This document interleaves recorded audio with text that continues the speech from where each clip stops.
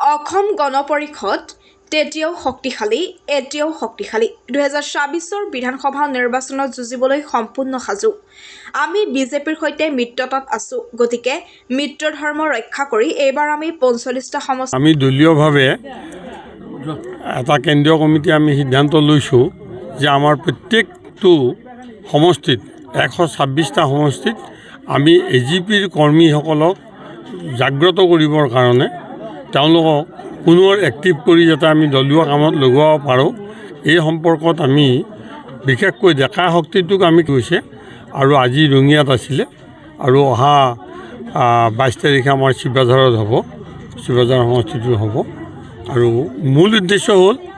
আমাৰ সংগঠনত জড়িত হৈ থকা সকলো কৰ্মীকে আমি অধিক